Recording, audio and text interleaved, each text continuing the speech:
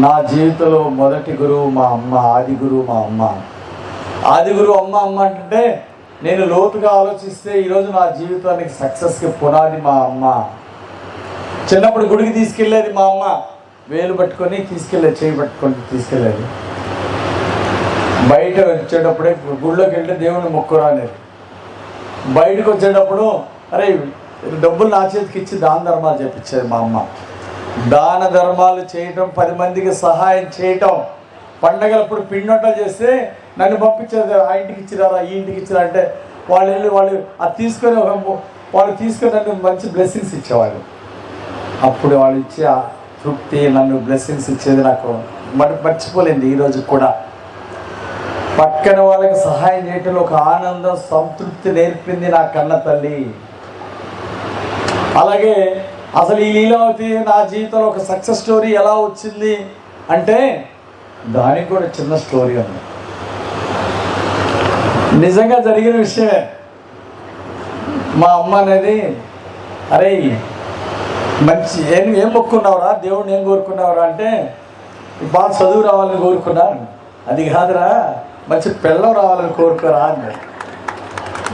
నిజంగానే కోరుకున్నా. నేను నిజంగానే మంచి భార్య రావాలని దేవుడిని మొక్కున్నా.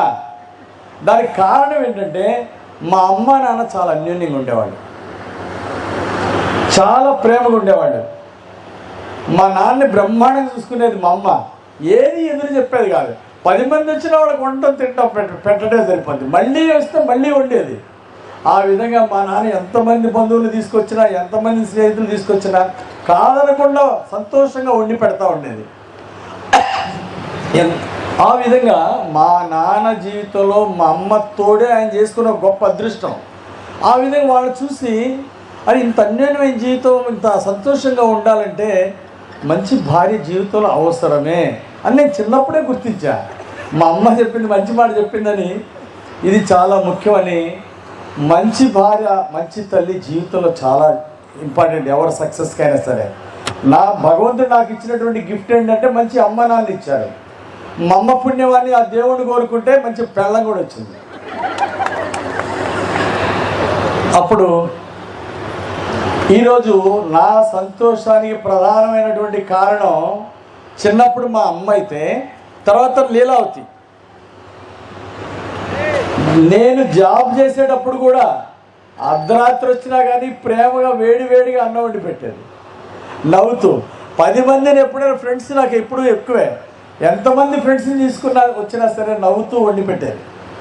ఆ విధంగా బంధువులు వస్తే ఆదరించే దగ్గర నుండి ఈరోజు మా అమ్మ నాన్నని చూసుకోవడం దగ్గర నుండి మా అక్కని, మా బంధువులందరినీ చూసుకునేది తనే. వాళ్ళందరినీ చూసుకుంటే నాకు ఒక గుండె నిండా ఒక ఆనందం. అంటే మా అమ్మని ఏమో నా దగ్గర ఉంటావా అంటే, లేదా నీ దగ్గర ఉంటా, లీల దగ్గర ఉంటానంటది. అట్లా లీల నా కుటుంబ సభ్యులు ప్రేమగా చుట్టమే కాదు, నా పిల్లల చదువు గురించి కూడా అటు బిజినెస్లో ఉన్నప్పుడు బిజీ. ఎప్పుడు అర్ధరాత్రి వస్తే మళ్ళీ ఉదయం నేను లేచేటప్పుడు పిల్లలు స్కూల్కి వెళ్ళేవాళ్ళు. కనీసం వాళ్ళతో పలకరించే టైం ఉండేది కాదు నాకు. అది జీవితంలో నేను మిస్ అయినటువంటిది. నా పిల్లలతో ఎక్కువ టైం స్పెండ్ చేయలేకపోవటం నేను జీవితంలో మిస్ అయింది. బిజినెస్లో సక్సెస్ అయిన 2వ సంవత్సరమే శివశక్తి ఫౌండేషన్ పెట్టి సేవా కార్యక్రమాలు స్టార్ట్ చేశాను.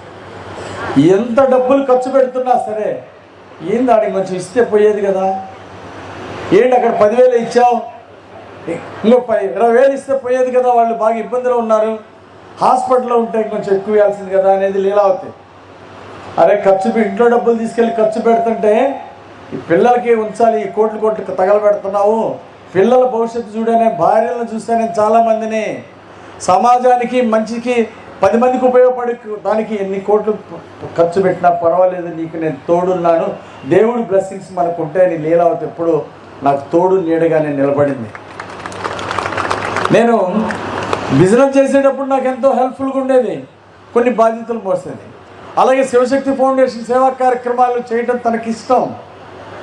అందుకే ఆ బాధ్యత నేను చేస్తానని చెప్పేసి శివశక్తి ఫౌండేషన్ సేవా కార్యక్రమాలు చేసేది.